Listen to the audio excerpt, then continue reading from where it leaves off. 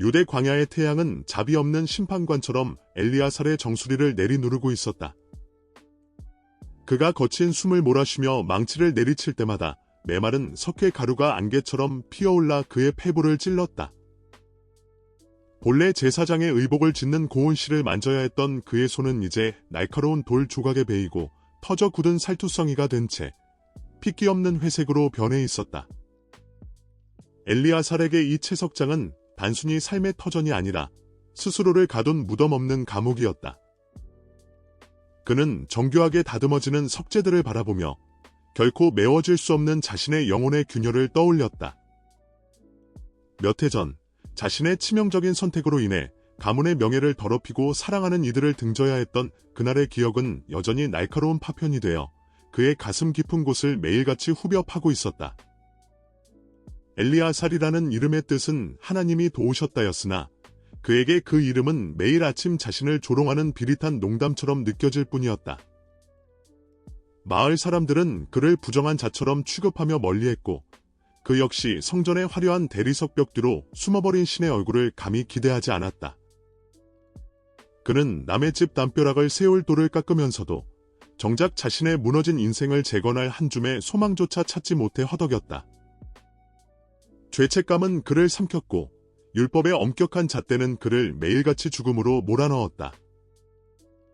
그러던 어느 날 땀방울이 눈을 찔러 잠시 망치질을 멈춘 그의 귀에 기묘한 소문이 날아들었다. 나사렛에서 온 한 목자가 율법의 정죄가 아닌 긍휼의 눈으로 사람을 대하며 심지어 버려진 돌 같은 죄인들에게도 하늘의 평안을 전한다는 이야기였다. 엘리아살은 자신의 손때 묻은 정을 내려다보았다. 날이 무뎌지고 끝이 깨진 그 도구가 마치 자신의 처지 같았다. 하지만 그 순간 그의 메마른 가슴속 깊은 곳에서 정체 모를 떨림이 시작되었다. 만약 그 소문이 사실이라면 부서진 돌덩이에 불과한 자신에게도 다시금 생명의 숨결이 닿을 수 있을까 하는 일말의 갈망이었다. 무거운 침묵만이 감돌던 채석장의 공기 위로 보이지 않는 은혜의 파동이 아주 미세하게 일렁이기 시작하고 있었다. 그는 처음으로 망치를 내려놓고 예루살렘으로 향하는 길목을 바라보았다. 멀리서 불어오는 바람에 섞인 이름 모를 평안이 그의 거친 숨결을 어루만지고 있었다. 엘리아살은 갈라진 대지 위로 긴 그림자를 들이우며 타는 듯한 광야를 홀로 걸었다. 가슴 속에는 도무지 풀리지 않는 응어리가 차가운 돌덩이처럼 얹어 있었다. 그는 본래 베들레헴에서 촉망받던 서기관이었으나 권력의 유혹 앞에 율법의 정신을 저버렸던 과거의 망령에 시달리고 있었다. 동족의 고열을 짜내어 이방 세력의 앞잡이 노릇을 했던 대가는 차가운 멸시와 스스로를 향한 지독한 혐오뿐이었다. 발걸음마다 먼지가 일었지만 영혼 깊숙이 쌓인 죄의 무게에 비하면 아무것도 아니었다. 성소의 문턱은커녕 하나님의 이름조차 입술에 올리기 두려운 비천한 처지였다. 아골 골짜기의 바위 그늘에 지친 몸을 뉘었을 때 갈증보다 더 괴로운 것은 뼈저린 고독이었다. 그때 한 나그네가 다가와 맑은 물 한 모금을 건넸다. 엘리아살은 본능적으로 몸을 움츠렸다. 부정. 한 자신에게 손을 내미는 이는 없었기에 그는 굳어버렸다. 그러나 나그네의 눈빛은 비난이 아닌 깊은 긍휼로 가득했다. 나그네가 건넨 물이 메마른 목을 타고 흐르는 순간 엘리아살은 전율과도 같은 떨림을 느꼈다. 그것은 단순한 물이 아니라 말라비틀어진 그의 심장에 생기를 불어넣는 생명수와 같았다.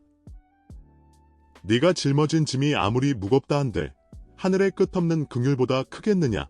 나그네의 낮은 목소리가 귓가를 울렸다. 그 말은 날카로운 칼날이 되어 위선을 도려내고 동시에 따스한 손길이 되어 깊은 상처를 어루만졌다. 엘리아살은 비로소 깨달았다. 자신이 도망쳐온 곳은 광야가 아니라 하나님의 사랑으로부터 스스로를 격리했던 어두운 감옥이었음을. 십자가의 사랑이 아직 역사의 저편에 있었으나 그를 휘감은 은혜는 이미 태초부터 예비된 것이었다. 엘리아살은 바닥에 엎드려 통곡했다. 비로소 가슴 속 무거운 돌덩이가 녹아내리기 시작했다. 엘리아살은 잿빛 구름이 낮게 내려앉은 황량한 골짜기에 몸을 숨겼다. 예루살렘 성벽의 파편처럼 흩어진 돌무더기 사이에서 그는 거칠게 숨을 몰아쉬었다. 가슴 속에는 배신감과 자책이 뒤엉킨 채 타오르는 불길보다 더 뜨거운 고통이 머물고 있었다. 그가 그토록 지키려 했던 율법의 엄격함은 정작 자신의 영혼이 무너질 때 아무런 방패가 되어주지 못했다. 발목을 타고 흐르는 핏방울은 메마른 흙바닥에 붉은 점을 찍으며 그의 비참한 처지를 증명하고 있었다. 나를 버리셨나이까? 떨리는 입술 사이로 터져나온 말은 허공에 흩어지는 낙엽보다 힘이 없었다. 그는 자신이 짊어진 과거의 무게가 거대한 바위가 되어 자신을 짓누르고 있음을 느꼈다. 그때 어둠 속에서 이름 모를 작은 불빛 하나가 일렁였다.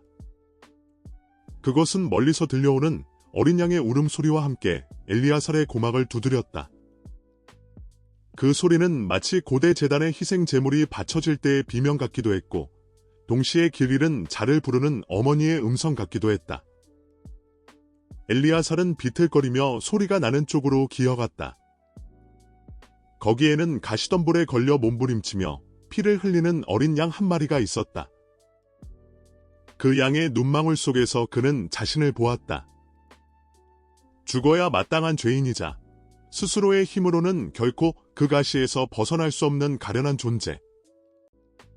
그는 떨리는 손을 뻗어 양의 머리를 감쌌다.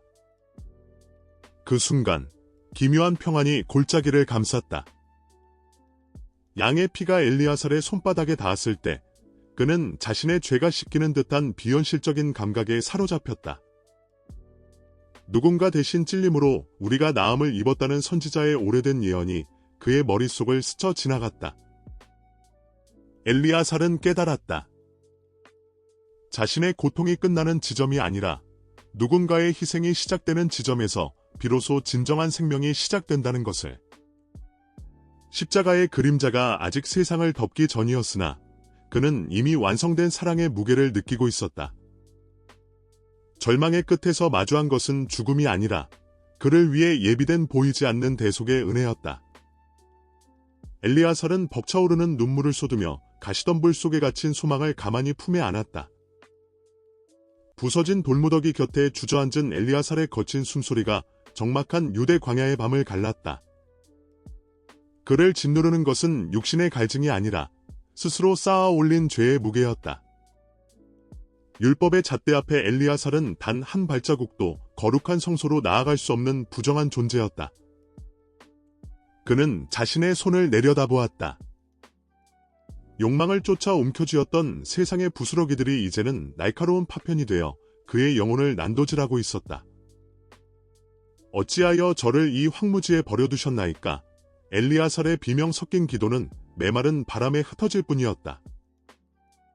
그는 자신이 지은 죄의 대가를 치러야 한다고 믿었다.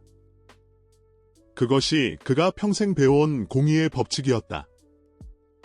피 흘림 없이는 사함이 없고 행위 없이는 구원도 없다는 서기관들의 서늘한 목소리가 환청처럼 귓가를 맴돌았다. 그는 스스로를 정죄하며 날카로운 돌을 들어 제 몸을 긋고 싶을 만큼 깊은 자기 혐오에 빠져들었다. 그때 달빛조차 들지 않는 어둠 속에서 누군가의 나직한 발자국 소리가 들려왔다. 엘리아살은 고개를 들 힘조차 없었으나 그의 코끝을 스치는 향기는 분명 이 거친 광야의 것이 아니었다. 그것은 성전의 지성소에서나 맡을 수 있었던 고귀한 유향과 어린 양의 순결한 피냄새가 뒤섞인 기묘한 향취였다. 엘리아살은 떨리는 눈을 들어 허공을 응시했다. 그곳에는 거대한 나무 기둥의 그림자가 십자가 형상으로 길게 드리워져 있었다. 그 그림자 끝에는 억눌린 자들의 모든 신음소리를 대신 짊어진 듯한 고요한 평온이 머물고 있었다. 너의 열심으로 너를 구원하려 하지 마라. 공기 중을 떠다니는 듯한 세미한 음성이 엘리아살의 심장을 관통했다. 그것은 정죄의 칼날이 아니라 상처를 어루만지는 부드운 수건과 같았다. 엘리아살은 갑작스러운 통찰에 온몸이 떨려왔다. 자신이 쌓아 올린 선행과 율법의 공로는 하나님 앞에 거추장스러운 누더기에 불과했음을 비로소 깨달은 것이다. 은혜는 자격 있는 자에게 주어지는 보상이 아니라 죽어 마땅한 자에게 일방적으로 쏟아지는 창조주의 선물이었다. 엘리아살의 굳게 닫혔던 눈물샘이 터져 나왔다. 십자가의 그림자가 그의 비루한 육신을 덮는 순간 그를 올가매던 수치심의 사슬이 힘없이 끊어졌다. 그는 더 이상 심판을 기다리는 죄인이 아니었다. 그 너머 누군가 대신 짊어진 죽음 덕분에 생명의 호흡을 되찾은 아들이었다. 엘리아살은 모래바닥에 얼굴을 묻은 채 처음으로 진정한 안식을 맛보았다. 광야의 차가운 바람은 어느새 따스한 위로의 숨결로 바뀌어 그의 상한 심령을 소생시키고 있었다. 해골이라 불리는 언덕, 그 메마른 흙먼지 사이로 엘리아살은 무너져 내렸다. 가슴을 짓누르던 죄책감의 무게는 그 어떤 쇠사슬보다 무거웠다. 자신을 대신해 거친 나무틀에 매달린 그분의 가쁜 숨소리가 들려올 때마다 엘리아살의 영혼은 갈기갈기 찢겨 나갔다. 어찌하여 나 같은 자를 위해. 입술 사이로 터져나온 통곡은 서늘한 바람 속으로 흩어졌다. 그는 평생을 율법의 엄격한 잣대로 타인을 정죄하며 살아왔으나 정작 자신의 내면은 부패한 무덤과 같았음을 이제야 깨달았다. 죽음의 그림자가 짙게 드리운 순간 위에서 흘러내린 선혈이 엘리아살의 더러워진 손등 위로 떨어졌다. 그것은 심판의 독이 아닌 모든 허물을 덮는 생명의 강물이었다. 엘리아살은 고개를 들어 먹구름 사이로 비치는 가느다란 빗줄기를 바라보았다. 그곳에는 더 이상 정죄도 공포도 없었다. 오직 다 이루었다는 나직하지만 권위 있는 선언만이 온 대지를 진동시키며 그의 멎어있던 심장박동을 다시 깨우고 있었다. 떨리는 손으로 가슴을 움켜쥐었을 때 그를 옥죄던 보이지 않는 사슬이 끊어지는 소리가 영혼 깊은 곳에서 울려 퍼졌다. 은혜라는 것은 이토록 무겁고도 가벼운 것이었던가. 누군가의 생명을 통째로 내어준 대가로 얻은 이 값진 자유 앞에 엘리아살은 비로소 깊은 숨을 내뱉었다.